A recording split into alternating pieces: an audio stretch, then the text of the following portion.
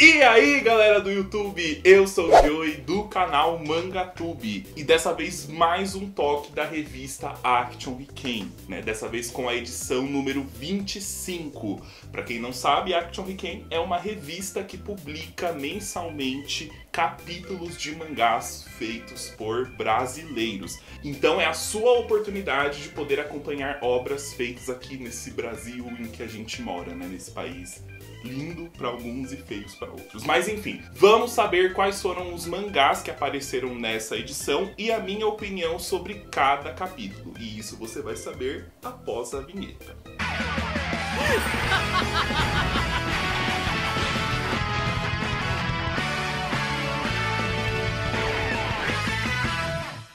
Galera, antes de começar o vídeo, você ainda que não leu ou que não conhece Action Riken, eu sugiro que você acesse o link que está aí na descrição do vídeo para que você leia as edições passadas ou a edição desse mês, para que você não tenha muito spoiler do que vai acontecer, afinal eu vou comentar individualmente cada capítulo. E eu também peço para que, após a sua leitura e que você termine de ver esse vídeo, você vá também no link que está aqui na descrição e vote em qual foi a sua série favorita dessa edição, porque isso vai ajudar os autores nas próximas edições, né? Para eles saberem o que eles podem melhorar e saber que você aí está curtindo a série deles. Bem, então o primeiro mangá que apareceu nessa edição, e que inclusive ganhou a capa da revista, foi o mangá Máscaras da Humanidade, com seu capítulo 6, do autor Gabriel Silva. O Máscaras da Humanidade já entrou aí no seu arco final, então estamos lendo os últimos capítulos da série.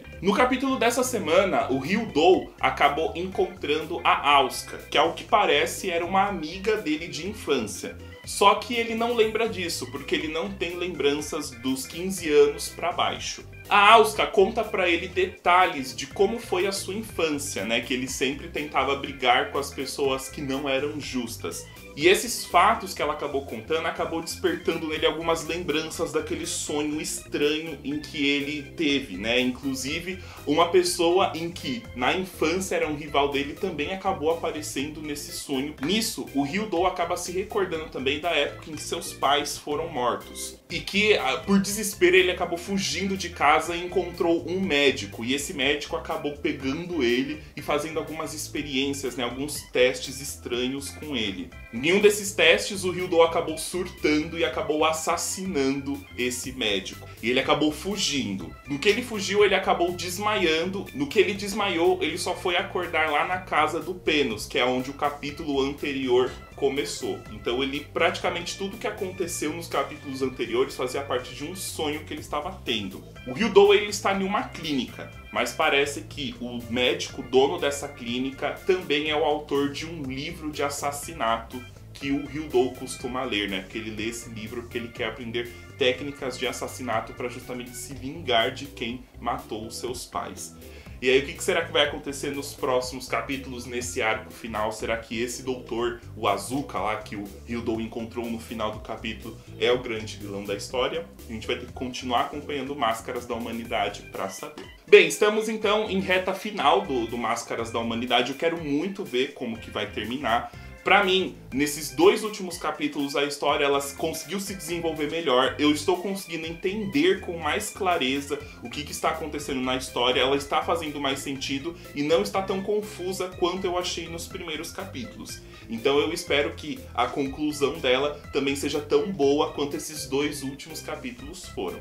O próximo mangá é o mangá Fim dos Deuses, do autor Samuel Grativol. E o Fim dos Deuses também está com o seu capítulo 6. Nesse capítulo, nós fomos apresentados ao Deodoro, que é um velhinho que parece ser bastante folgado, porque ele não queria pagar nem pela bebida e nem pela comida que ele acabou consumindo em um bar. Nesse capítulo também apareceu o Dragoon, eu acho que é desse jeito que se pronuncia o nome do personagem. Ele é um dos líderes da Lizard, que foi aquela organização que foi apresentada pra gente lá nos primeiros capítulos. E ele diz pro Deodoro, que também tá lá no bar, que o objetivo dele é capturar o Sun, né? E isso acaba também enfurecendo uma outra pessoa que estava no bar, que é um cara lá todo topetudo, estiloso.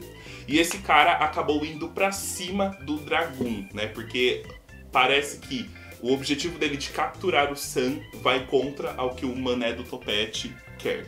Bem, nesse capítulo, como a gente teve bastante cenas de ação, né, então os quadros foram maiores, então por isso que ele foi um pouco mais curtinho em relação a comentário. Mas eu quero muito ver o que vai acontecer nos próximos capítulos, como vai ser essas lutas, porque a gente já teve uma explicação de como funcionam os poderes dos personagens nos capítulos anteriores.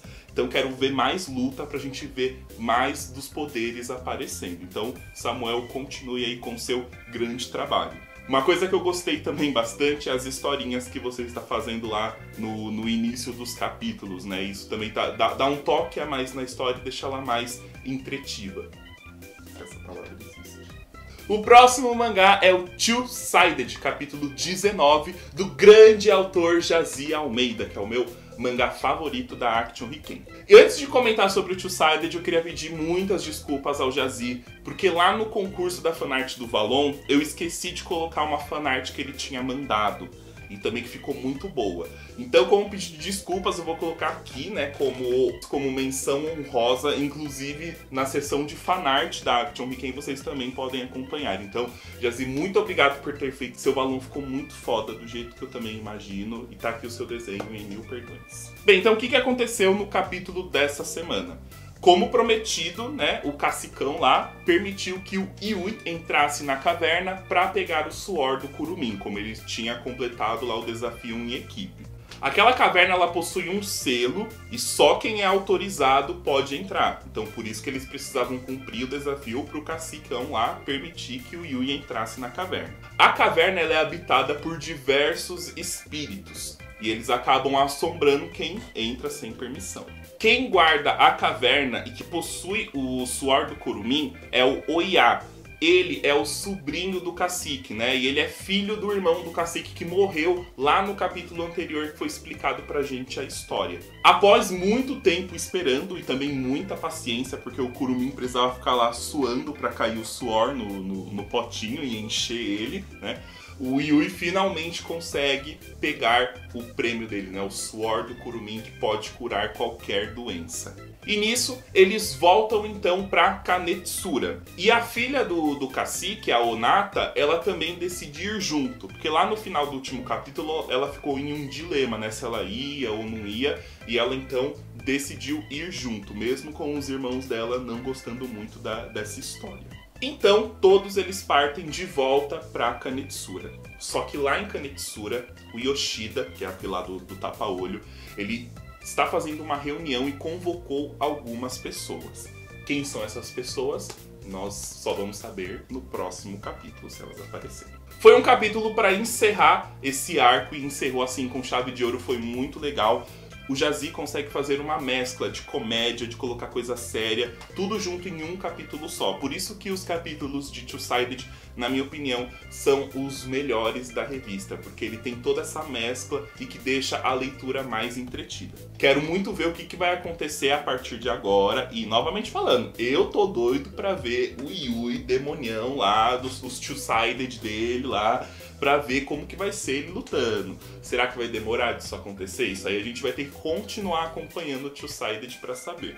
O próximo mangá é o Hooligan! Capítulo 14 do autor Jason Santos, galera. Então, o que aconteceu no capítulo desse mês de Hooligan? A Eren conta pro Ryot, pro Rest e pra Sasha que existem diferentes tipos de Limb Shelters. Existem as comuns, as esportivas, as policiais e as militares. Eles então chegam ao território que pertence ao general Sora, mas eles acabam sendo surpreendidos por um cara chamado Grid. O Grid, assim como a Eren, também é um delegado ali daquela região. E ele e a Eren parecem se gostar mais do que simplesmente uma amizade. A Eren então diz pro Ryot, pra Sasha e pro Rest que o Sora está em uma escola com marcas de garras na frente. E eles então partem para essa escola. Dentro da escola, a Sasha acaba encontrando uma mulher. E essa mulher é justamente a mãe dela, que ela já estava procurando faz tempo.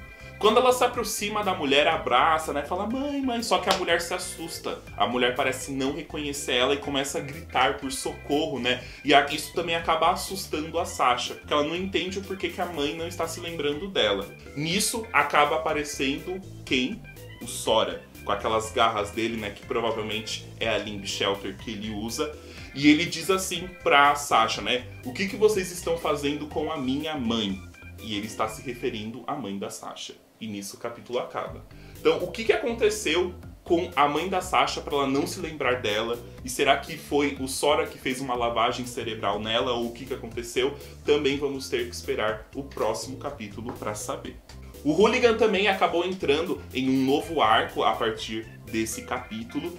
E já colocando um grande mistério, né, pra gente ficar curioso pra saber o que aconteceu.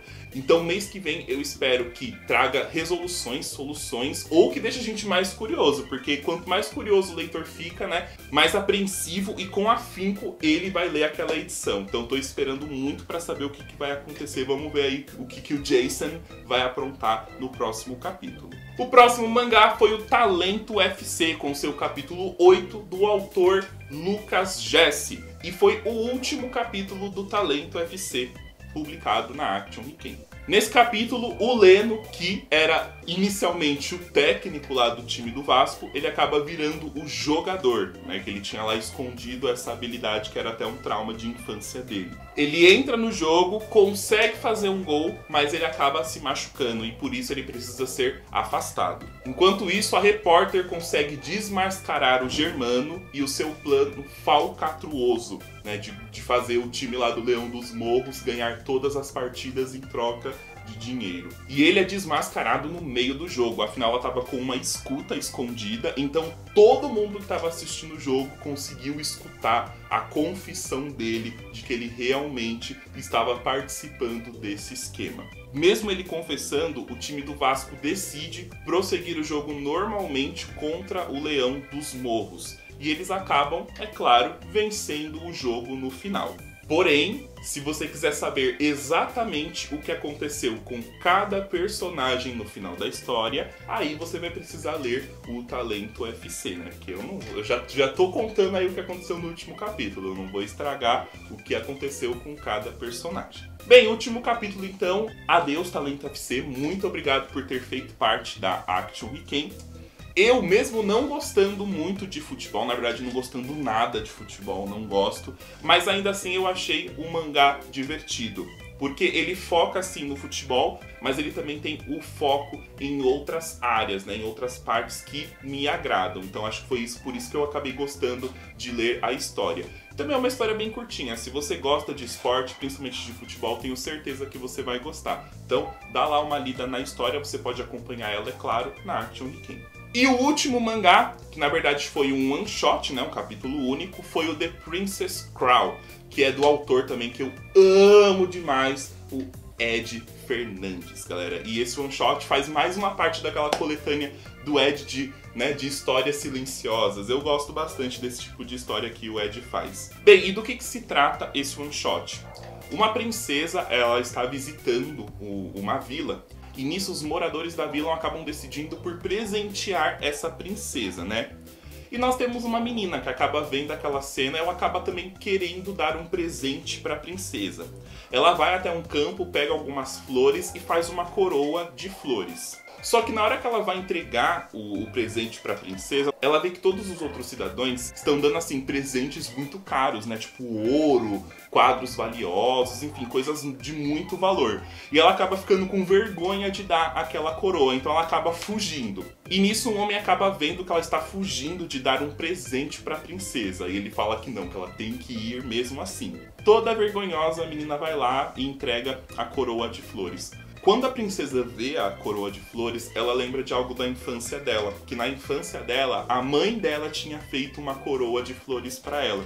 E isso acaba emocionando ela. Então ela tira a coroa que ela usa, né, que é de ouro, né, toda preciosa, e coloca a coroa que ela ganhou da menina. E ela entrega a coroa preciosa justamente para a menina. Então isso a gente vê que às vezes as coisas mais simples têm um valor maior significativo do que aquelas coisas mais valiosas. E isso eu acho que também se encaixa nos mangás, né? Às vezes a gente pensa que um mangá, por ele ter um traço um pouco mais esquisito do que a gente está acostumado, ou um traço um pouco mais feio do que a gente está acostumado, ou até mesmo um roteiro um pouco menos trabalhado do que de histórias que a gente conhece, acaba julgando a obra. Mas eu acho assim que todo o amor que o autor coloca naquilo, eu acho que é o que vale mais. E se ele conseguir transmitir isso, o leitor também vai conseguir sentir. Então acho que essa obra do Ed foi muito boa por conta disso, que ele mostra justamente isso pra gente. Bem, galera, então esses foram os mangás que apareceram nessa edição, número 25 da Action Hiken. Lembre-se,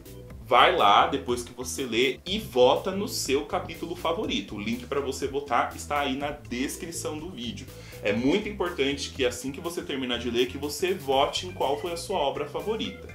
Vamos aproveitar que esse mês não tem Valon para destruir os outros mangás, e aí você tem a chance de votar no seu outro mangá favorito. Lembre-se que a Action Hiken, além da sua versão online, tem também a sua versão impressa, e que você pode comprar no site da Craft Comics Books. Está aí na descrição do vídeo, galera. 15 Royal, frete grátis para todo o Brasil. Então aproveita que é a sua chance de ter a edição da Action Hiken impressa e em mãos. Lembrando também que você pode enviar a sua fanart de algum mangá que é publicado na Action Hiken para que seja publicado na seção fanart lá da revista. Todo mês é selecionado alguns desenhos que foram enviados e esses desenhos aparecem na revista. Lembrando, os desenhos não passam por seleção. Então todo mundo que enviou uma hora vai ter a sua fanart publicada lá na Action Hiken. Preferência para você fazer algum mangá que é publicado lá na revista, tá? E para quem enviou o seu desenho para o concurso de fanart para o Valon, já também está garantido uma participação em alguma edição da Action Hiken nessa área de fanart. Então é só aguardar. Bem, galera, muito obrigado por assistir o vídeo até aqui. Nos vemos na próxima. É isso aí. Valeu, falou e... tchau não. Hashtag Valon vira série. Tchau! Hashtag Valon vira série logo, Valon série mais famosa da Action Hiken. Vamos explodir a Action Hiken aí. Hashtag Valon. Tchau.